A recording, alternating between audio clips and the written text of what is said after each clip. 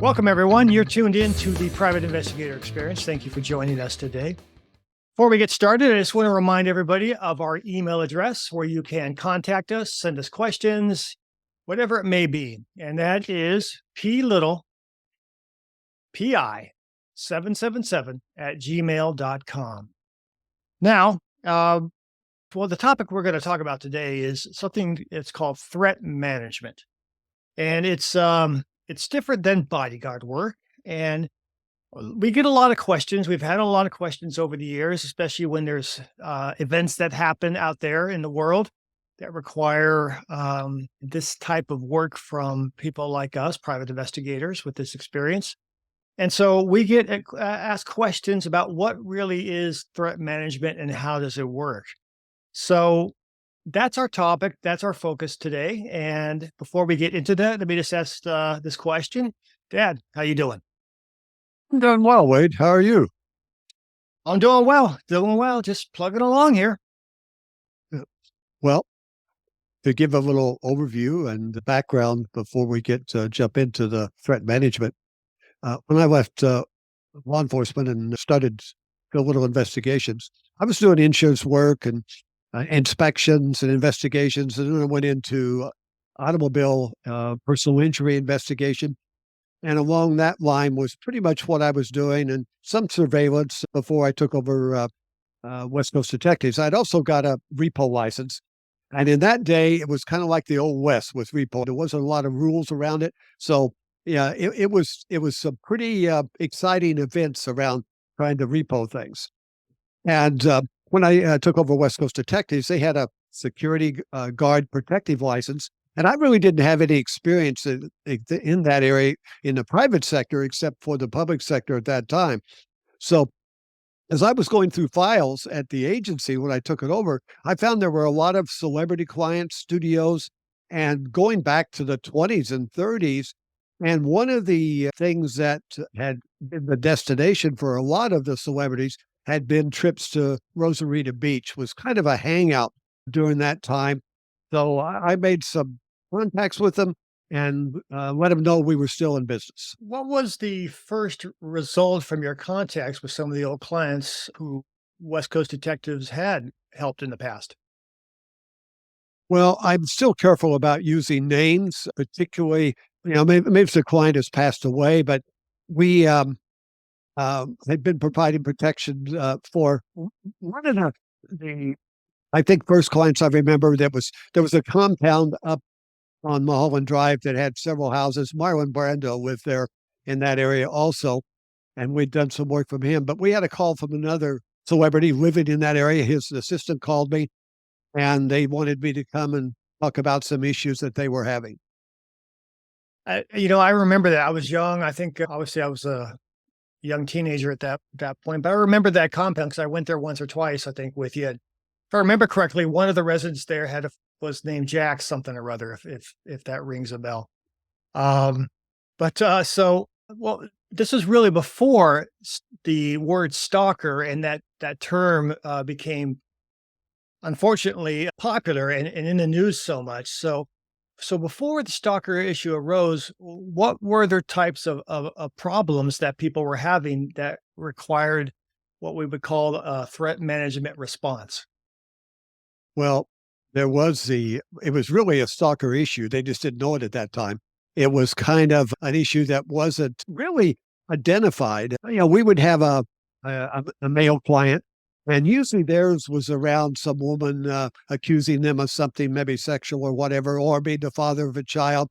So we would get involved in that area. And then it was sometimes more simpler things, as it was at this client's house that we wound up being there many times over the years, was someone tried to get on the property. And later we would call them a stalker, but in this one particular case, that went on for, months. It was a woman who had a mental situation, and this had been going on, and that's one of the reasons they called us. And she would get on the property, come over the fence because there was no security, and she would climb up in a tree right next to the house, and she would just stay up there. And she could look in the windows, and she would just hang out there until they finally saw her. They would call the police. The police would come. They would get her down, put her on a 72-hour psych hold, which is that's what you could do in California at that time. Then she would get out, and in a day or two, she would be back again. And they'd gone through this process so much. So they finally said, we've got to get this stopped. So what we did was put security there at the property, and we met her at the fence and would send her on her way. And so finally, she just gave up and probably went to another celebrity. That was one of the more simpler cases that we have in dealing with clients. The other famous client, old time famous client that I really had a lot of fun with her was Zsa Zsa Gabor. And we would meet her at the airport and pick her up. And one time I decided to go with the team just to let her know how important she was that the owner showed up.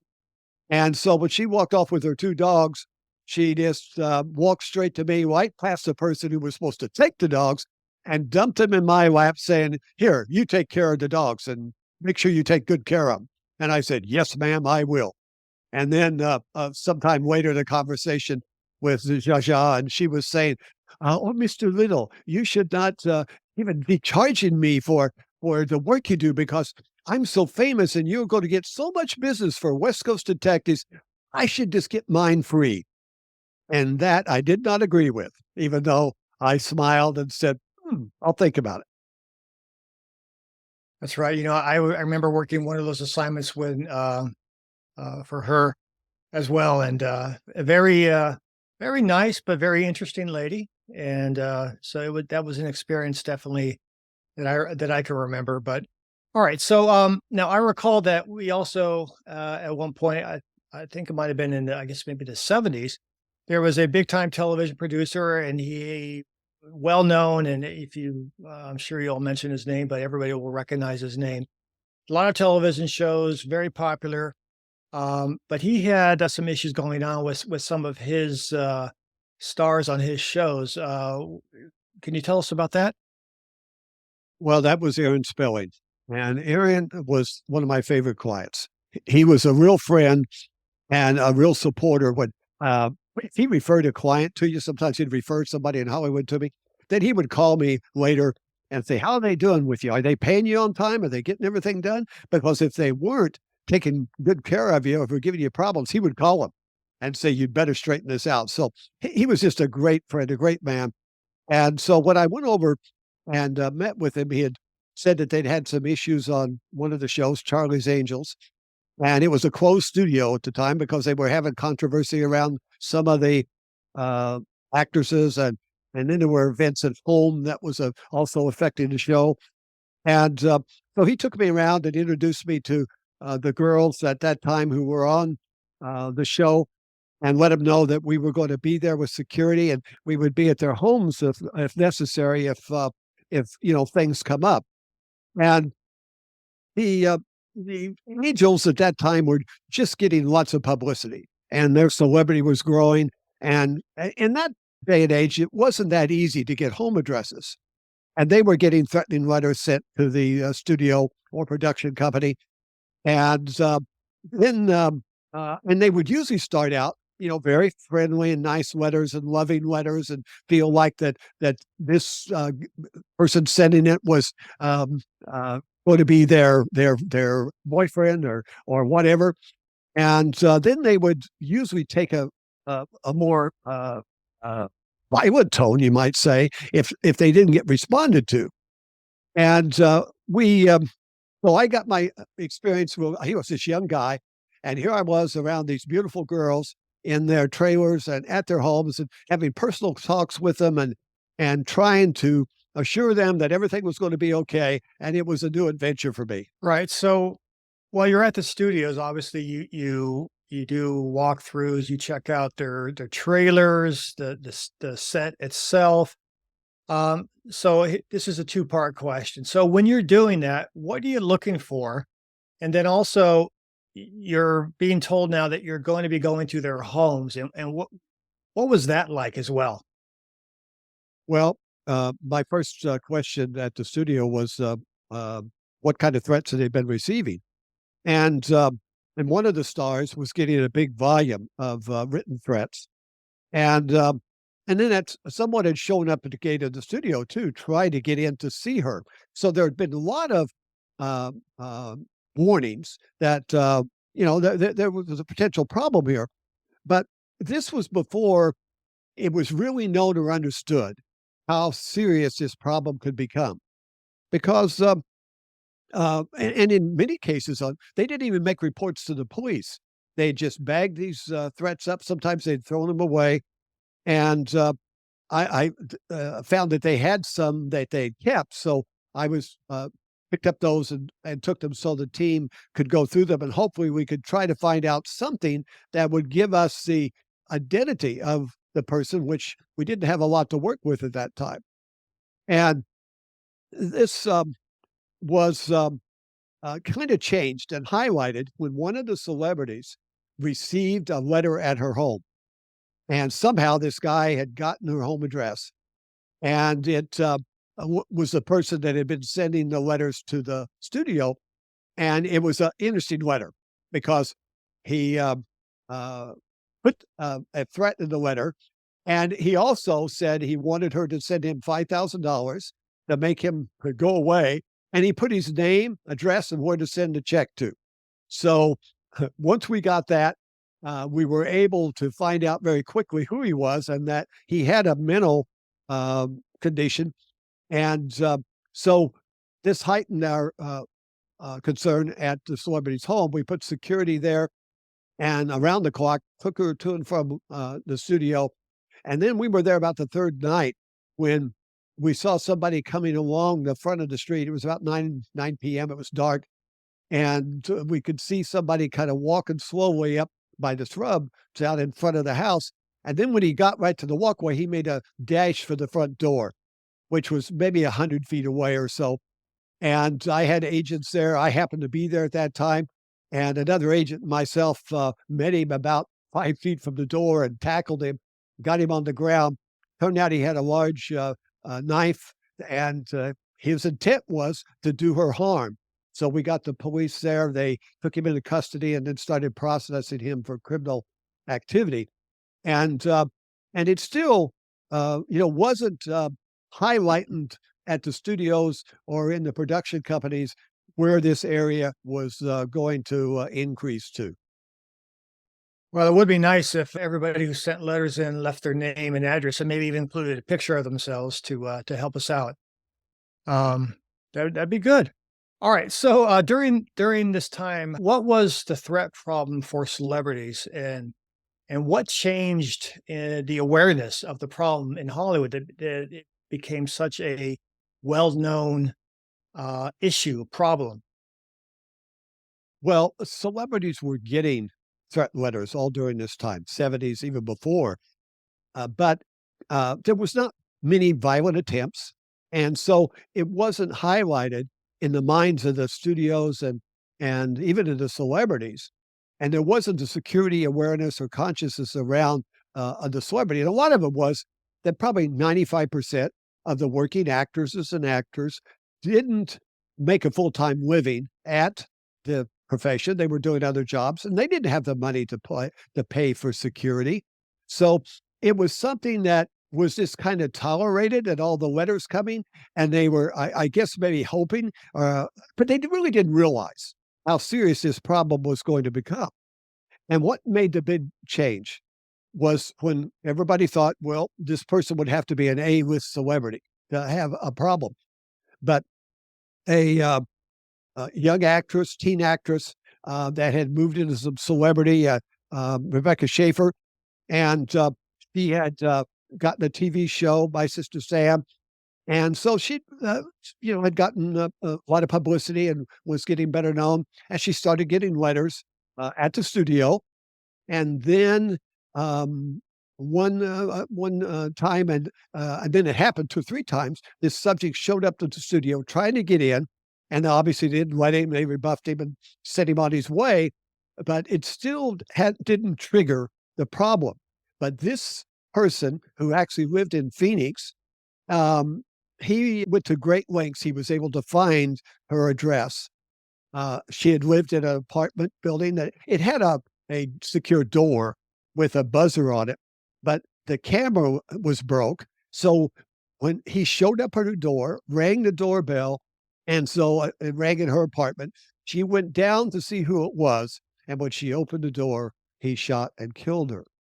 Uh, Another problem was that she had not received any security training or threats, so told, "Don't go to the door when someone rings the doorbell that you don't know who they are." And this woke up Hollywood. They suddenly realized there was a big problem.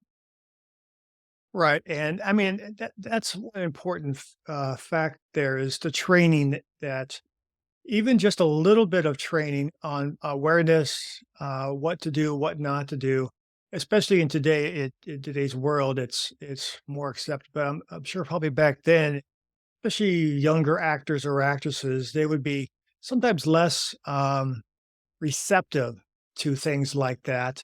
But and I remember at that time frame that as private investigators, you're able to get access to specific databases, whether it's like DMV or other things where you're able to get information. And this was the dawning of obviously the internet and what we're able to get now.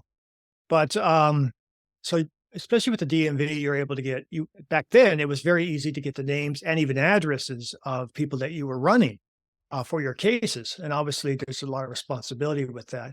But we know that with in this case with Rebecca Schaefer, that the Bardo, the man who killed her, he got information on her address through what, a private investigator, right? Yes, he had gone to a private investigator in Phoenix and hired him to find her address, which he did and gave to him. And without any questioning about why do you want to find this person, what's your relationship, what's your interest, and that also was an awakening for the private investigative field. And in California, they enacted a lot of laws at that time that restricted DMV and other things. But it also was something that we just automatically did at West Coast Detectives. We would not locate a woman for a man and just say, "Oh, here's the address." We tried to weed out those stalkers up front, and many times we were able to do that. Sometimes they looked okay, but what we would do when we found the woman, we would then contact her and say, "This person is trying to reach you. Do you want to talk to them?" And then we would find out in some of those cases that they were stalkers or there had been a violent situation prior with this person. So uh, this brought about in the early 90s then that the Threat Management Unit at LAPD was founded, which we were one of the founders of at West Coast Detectives.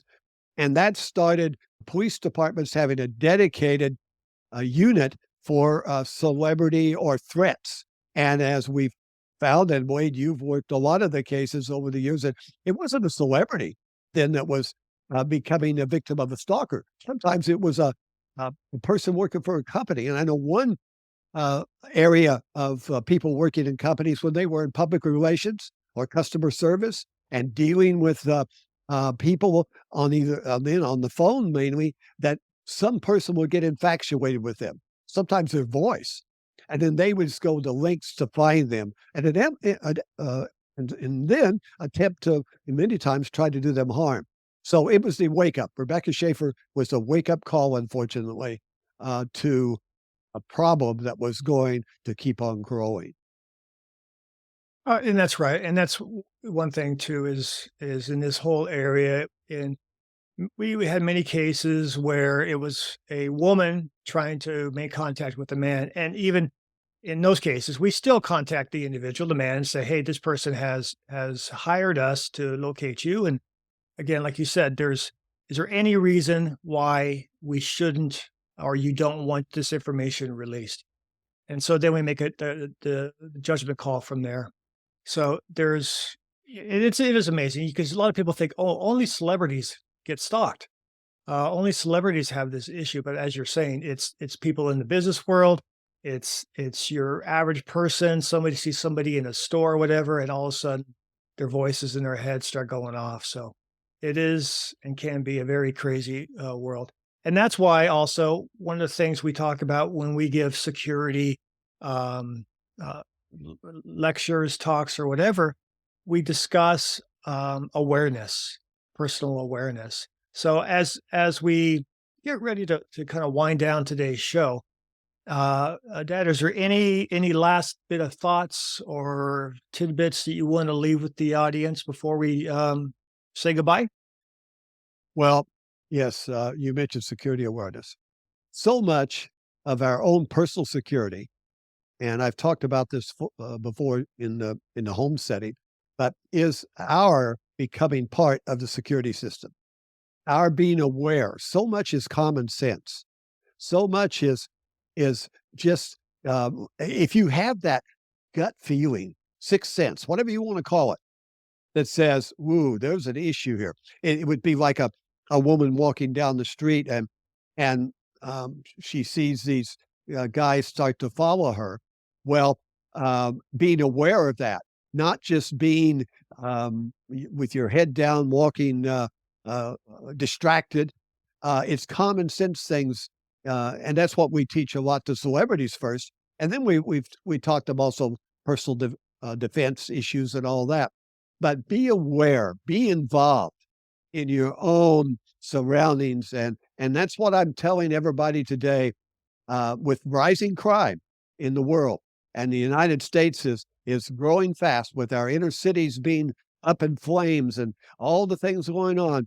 Well, well, be aware, and what you can do to help your security situation in your communities is get involved and vote. Know the candidates that are strong on preventive law enforcement for your police, strong on crime prevention in your around your neighborhood, in your home, and know who you're voting for and who you're putting in office. And I'm going to deal a little more with that on my weekly wrap up. But so get involved, be aware, be alert, and be watching out for problems.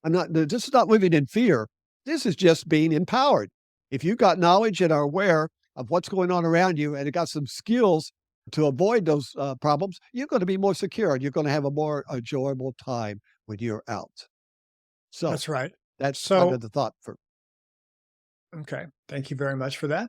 So we want to remind everybody that if you haven't already, to subscribe, to like, whether you're on a podcast right now or YouTube, whatever it may be. Please do that for us. We're very appreciative of you taking the time to listen, to watch our program here. Tell your friends about it. Tell your family. We'd love to have them involved. And also remember, our email is plittlepi777 @gmail.com. Send us questions. Let us know you're tuning in, whatever it may be. We will answer those and we will respond. Also, I want to remind everybody that our host, Phil Little, has written a few books, Hostile Intent. What's the the book you wrote? I forget right now. Yeah, yeah, the counterterrorism handbook, and then hell in a briefcase. That's right. I actually didn't forget. I just wanted you to say it yourself. Well, that's good. I'm glad you did that because I remembered. Yes, that helps if one of us does. So listen, that's our show for today. We appreciate everybody tuning in. Thank you so much. Dad, any last thought? Well, may God bless everyone. Be safe, and may God bless America. See you next time. Take care.